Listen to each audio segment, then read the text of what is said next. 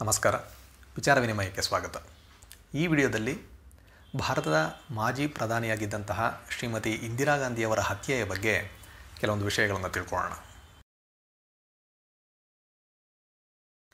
ಇಂದಿರಾ ಗಾಂಧಿ ಭಾರತದ ಮೂರನೇ ಪ್ರಧಾನಿ, ಭಾರತದ ಮೊದಲ ಹಾಗೂ ಏಕೈಕ ಮಹಿಳಾ ಪ್ರಧಾನಿ. 1966ರಿಂದ 1977, ನಂತರ 1980ರಿಂದ 84, 15 ವರ್ಷ 350 ದಿನಗಳ ಕಾಲ ಅವರು ಭಾರತದ ಪ್ರಧಾನಿಯಾಗಿ ಸೇವೆ ಸಲ್ಲಿಸಿದರು. ಇಂದಿರಾ ಗಾಂಧಿಯವರ ತಂದೆಯಾದಂತಹ ಜವಾಹರ್ಲಾಲ್ ನೆಹರು ಅವರ ನಂತರ ಭಾರತದಲ್ಲಿ ದೀರ್ಘ ಅವಧಿಯಲ್ಲಿ ಪ್ರಧಾನಿಯಾಗಿ ಇದ್ದವರು ಇಂದಿರಾ ಗಾಂಧಿಯವರು. ಇಂದಿರಾ ಗಾಂಧಿಯವರು 1917ರಲ್ಲಿ ಉತ್ತರ ಪ್ರದೇಶದಲ್ಲಿ ಜವಾಹರ್ಲಾಲ್ ನೆಹರು ಹಾಗೂ ಕಮಲಾ ನೆಹರು ಅವರ ಮಗಳಾಗಿ ಜನಿಸಿದರು. ನಂತರ ಅವರು ಫಿರೋಜ್ ಗಾಂಧಿಯನ್ನು ವಿವಾಹವಾದರು. ರಾಜೀವ್ ಗಾಂಧಿ ಹಾಗೂ ಸಂಜಯ್ ಗಾಂಧಿ ಇಂದಿರಾ ಗಾಂಧಿಯವರ ಮಕ್ಕಳು. ಇಂದಿರಾ ಗಾಂಧಿಯವರು ಪ್ರಧಾನಿಯಾಗಿದ್ದಾಗ ಭಾರತದಲ್ಲಿ ಎಷ್ಟು ಅಭಿವೃದ್ಧಿ ಕೆಲಸಗಳನ್ನು ಮಾಡಿದ್ರೋ ಅಷ್ಟೇ ಕಾಂಟ್ರವರ್ಸಿಗಳನ್ನು ಸಹ ಸೃಷ್ಟಿ ಮಾಡಿದರು. ಹೆನ್ರಿ ಕಿಸ್ಸಿಂಜರ್ ಅವರು ಇವರನ್ನು ಐರನ್ ಲೇಡಿ ಆಫ್ ಇಂಡಿಯಾ ಅಂತ ಕರೆದರು. ಅಷ್ಟರ ಮಟ್ಟಿಗೆ ಧೈರ್ಯವಾಗಿ ನೇರವಾಗಿ ಕೆಲವೊಂದು ನಿರ್ಧಾರಗಳನ್ನು ಅವರು ತಗೊಂಡ್ರು. ಆ ಕೆಲವು ನಿರ್ಧಾರಗಳಿಂದ ಎಷ್ಟೊಂದು ಅಭಿವೃದ್ಧಿಗಳು ಆಯಿತೋ ಅದೇ ರೀತಿ ಅದರಿಂದ ಕೆಲವೊಂದು ಕೆಟ್ಟ ಪರಿಣಾಮಗಳು ಕೂಡ ಆಯಿತು. ಆ ರೀತಿಯ ಒಂದು ಪರಿಣಾಮವೇ 1984 ಅಕ್ಟೋಬರ್ 31ರಂದು ನಡೆದಂತಹ ಇಂದಿರಾ ಗಾಂಧಿಯವರ ಹತ್ಯೆ. ನ್ಯೂ ಡೆಲ್ಲಿಯಲ್ಲಿ ಇದ್ದಂತಹ ಅವರ ಒಂದು ನಿವಾಸದಲ್ಲಿ ಆ ದಿನ ಅವರನ್ನು ಅವರದೇ ಬಾಡಿಗಾರ್ಡ್ಗಳು ಹತ್ಯೆ ಮಾಡಿದ್ರು. ಈ ಒಂದು ದುರಂತ ಏನಿದೆ ಅದು ನಡೆದಂತಹ ಆ ಅಕ್ಟೋಬರ್ 31, 1984ರ ಒಂದು ಕರಾಳವಾದ ದಿನದಲ್ಲಿ ಏನಾಯಿತು ಅನ್ನೋದನ್ನು ನಾವು ಈ ವಿಡಿಯೋದಲ್ಲಿ ಸ್ವಲ್ಪ ವಿವರವಾಗಿ ನೋಡೋಣ. ಇಂದಿರಾ ಗಾಂಧಿಯವರ ಬಗ್ಗೆ ನಾವು ಮಾತಾಡಬೇಕಾದ್ರೆ ಒಡಿಶಾದ ಭುವನೇಶ್ವರ ನಗರದ ಬಗ್ಗೆ ನಾವು ಮಾತಾಡಬೇಕಾಗುತ್ತೆ. ಕೆಲವೊಂದು ಅಹಿತಕರ ಘಟನೆಗಳು ಕೂಡ ಇಲ್ಲಿ ಇಂದಿರಾ ಗಾಂಧಿಯವರಿಗೆ ನಡೆದಿದೆ. ಕೆಲವೊಂದು ಉದಾಹರಣೆಗಳನ್ನು ನಾವು ನೋಡೋದಾದರೆ, ಇಂದಿರಾ ಗಾಂಧಿಯವರ ತಂದೆಯಾಗಿದ್ದಂತಹ ಜವಾಹರ್ಲಾಲ್ ನೆಹರು ಅವರು 1964ರಲ್ಲಿ ಅನಾರೋಗ್ಯದಿಂದ ಅವರು ಮರಣ ಹೊಂದ್ತಾರೆ. ಅವರಿಗೆ ಒಂದು ವೈರಲ್ ಇನ್ಫೆಕ್ಷನ್ ಆಗುತ್ತೆ. ಆದ್ದರಿಂದ ಅವರ ಆರೋಗ್ಯ ಕೆಡುತ್ತಾ ಹೋಗುತ್ತೆ. ಆ ಒಂದು ಅನಾರೋಗ್ಯ ಶುರುವಾಗಿದ್ದೇ ಈ ನಗರದಿಂದ ಅಂತ ಹೇಳಲಾಗ್ತಾ ಇದೆ. ಅದೇ ರೀತಿ 1967ರಲ್ಲಿ ಇಂದಿರಾ ಗಾಂಧಿಯವರು ಒಂದು ಎಲೆಕ್ಷನ್ ಕ್ಯಾಂಪೇನ್ಗೆ ಇಲ್ಲಿಗೆ ಬಂದಿದ್ದಾಗ ಜನರಲ್ಲಿ ಇದ್ದಂತಹ ಯಾರೋ ಒಬ್ಬರು ಒಂದು ಕಲ್ಲನ್ನು ತಗೊಂಡು ಅವರಿಗೆ ಹೊಡಿತಾರೆ. ಅದು ಅವರ ಮೂಗಿಗೆ ಹೊಡೆದು ಒಂದು ಇಂಜುರಿ ಆಗುತ್ತೆ. ಈ ರೀತಿ ಕೆಲವು ಅಹಿತಕರ ಘಟನೆಗಳು ಅಲ್ಲಿ ನಡೆದಿದೆ. 1984 ಅಕ್ಟೋಬರ್ 30 ಒಂದು ಎಲೆಕ್ಷನ್ ಕ್ಯಾಂಪೇನ್ಗೋಸ್ಕರ ಇಂದಿರಾ ಗಾಂಧಿಯವರು ಭುವನೇಶ್ವರ ನಗರಕ್ಕೆ ಬಂದಿರ್ತಾರೆ. ಆ ದಿನ ಅವರು ಮಾಡಬೇಕಾಗಿದ್ದಂತಹ ಭಾಷಣ ಏನಿದೆ ಅದನ್ನು ಅವರ ಇನ್ಫಾರ್ಮೇಷನ್ ಆಫೀಸರ್ ಆಗಿದ್ದಂತಹ ಶಾರದಾ ಪ್ರಸಾದ್ ಅವರು ಪ್ರಿಪೇರ್ ಮಾಡಿ ಕೊಡ್ತಾರೆ. ಇಂದಿರಾ ಗಾಂಧಿಯವರು ಭಾಷಣ ಮಾಡ್ತಾ ಇರ್ತಾರೆ.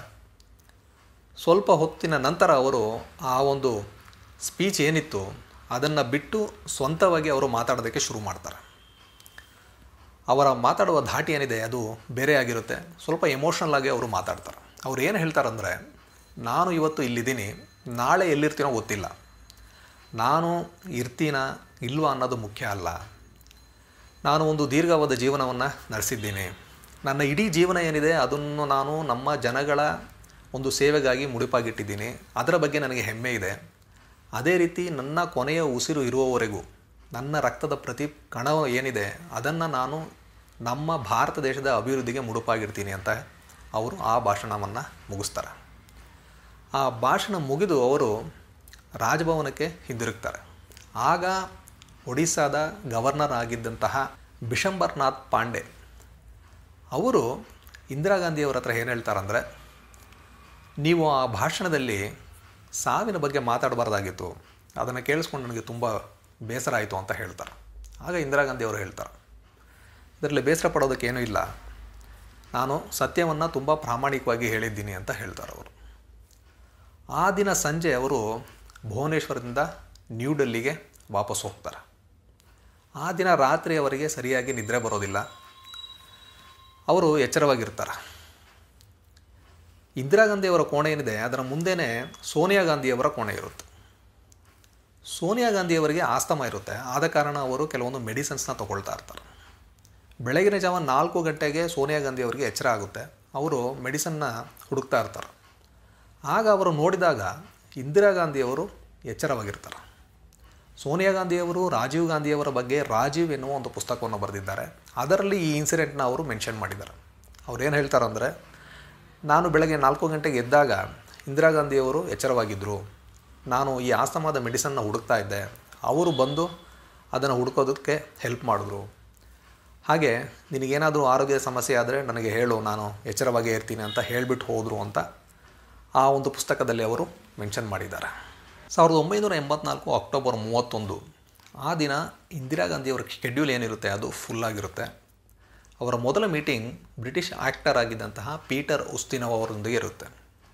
ಅವರು ಇಂದಿರಾ ಗಾಂಧಿಯವರ ಬಗ್ಗೆ ಐರಿಷ್ ಟಿವಿಗೆ ಒಂದು ಡಾಕ್ಯುಮೆಂಟ್ರಿ ಮಾಡ್ತಾ ಇರ್ತಾರೆ. ಹಿಂದಿನ ದಿನ ಭುವನೇಶ್ವರಲ್ಲಿ ನಡೆದಂತಹ ಸಮಾರಂಭಕ್ಕೂ ಕೂಡ ಅವರು ಬಂದಿರ್ತಾರೆ. ಅವರಿಗೆ ಒಂದು ಇಂಟರ್ವ್ಯೂ ಕೊಡಬೇಕಾಗಿರುತ್ತೆ ಇಂದಿರಾ ಗಾಂಧಿಯವರು. ಮಧ್ಯಾಹ್ನ ಮಿಜೋರಾಂನ ಒಬ್ಬರು ನಾಯಕ ಅವರನ್ನು ಮೀಟ್ ಮಾಡಬೇಕಾಗಿರುತ್ತೆ. ಅದೇ ರೀತಿ ಬ್ರಿಟನ್ನ ಪ್ರಧಾನಿಯಾಗಿದ್ದಂತಹ ಜೇಮ್ಸ್ ಕ್ಯಾಲಹನ್ ಅವರೊಂದಿಗೆ ಒಂದು ಮೀಟಿಂಗ್ ಇರುತ್ತೆ. ಸಂಜೆ ಬ್ರಿಟನ್ನ ರಾಣಿಯಾಗಿದ್ದಂತಹ ಎಲಿಜಬೆತ್ II ಅವರ ಮಗಳಾದಂತಹ ಆ್ಯನ್ ಅವರಿಗೆ ಒಂದು ಔತಣಕೂಟವನ್ನು ಏರ್ಪಡಿಸಿರ್ತಾರೆ ಇಂದಿರಾ ಗಾಂಧಿಯವರು. ಇದು ಅವರು ಆ ದಿನದ ಶೆಡ್ಯೂಲ್ ಆಗಿರುತ್ತೆ. ಆ ದಿನ ಬೆಳಗ್ಗೆ 7:30ಕ್ಕೆ ಇಂದಿರಾ ಗಾಂಧಿಯವರು ಒಂದು saffron colour sari with black border ಅದನ್ನು ಉಟ್ಕೊಂಡು ಅವರು ರೆಡಿಯಾಗಿರ್ತಾರೆ. ಅವರು ಬ್ರೇಕ್ಫಾಸ್ಟ್ ಆದ ನಂತರ ಈ ಇಂಟರ್ವ್ಯೂಗೋಸ್ಕರ ಅವರಿಗೆ ಸ್ವಲ್ಪ ಮೇಕಪ್ ಮಾಡಲಾಗುತ್ತೆ. ಆಗ ಇಂದಿರಾ ಗಾಂಧಿಯವರ ಡಾಕ್ಟರ್ ಆದಂತಹ AK ಮಾಥೂರ್ ಅವರು ಅಲ್ಲಿಗೆ ಬರ್ತಾರೆ. ರೆಗ್ಯುಲರ್ ಚೆಕಪ್ಗೋಸ್ಕರ ಅವರು ಡೈಲಿ ಬರ್ತಾ ಇರ್ತಾರೆ. ಅವರು ಬಂದಾಗ ಇಂದಿರಾ ಗಾಂಧಿಯವರೊಂದಿಗೆ ಅವರು ಮಾತಾಡ್ತಾ ಇರ್ತಾರೆ ಈ ಮೇಕಪ್ ಬಗ್ಗೆ, ಮತ್ತು US ಪ್ರೆಸಿಡೆಂಟ್ ಆಗಿದ್ದಂತಹ ರೊನಾಲ್ಡ್ ರೀಗನ್ ಇವರ ಬಗ್ಗೆ ಎಲ್ಲ ಮಾತಾಡ್ತಾ ಇರ್ತಾರೆ ಅವರು. ಇಂದಿರಾ ಗಾಂಧಿಯವರ ನಿವಾಸ ಏನಿದೆ ಅದು ನ್ಯೂ ಡೆಲ್ಲಿಯ ಸಫ್ದರ್ಜಂಗ್ನಲ್ಲಿ ಇರುತ್ತೆ. ಪ್ರಧಾನಮಂತ್ರಿಗಳ ಕಚೇರಿ ಏನಿದೆ ಅದು ಆ ಮನೆಯ ಪಕ್ಕದಲ್ಲೇ ಇರುವಂತಹ ಅಕ್ಬರ್ ರೋಡ್, ಅಲ್ಲಿ ಪ್ರಧಾನಮಂತ್ರಿಗಳ ಕಚೇರಿ ಇರುತ್ತೆ. ಇಂದಿರಾ ಗಾಂಧಿಯವರು ಆ ದಿನ 9:10 ಮನೆಯಿಂದ ಹೊರಗಡೆ ಬರ್ತಾರೆ. ತುಂಬ ಬಿಸಿಲಿರುತ್ತೆ. ಅದರಿಂದ ಒಬ್ಬರು ಕಾನ್ಸ್ಟೇಬಲ್ ನಾರಾಯಣ್ ಸಿಂಗ್ ಅಂತ ಅವರ ಹೆಸರು, ಅವರು ಇಂದಿರಾ ಗಾಂಧಿಯವರಿಗೆ ಕೊಡೆಯನ್ನು ಹಿಡ್ಕೊಂಡು ಬರ್ತಾ ಇರ್ತಾರೆ.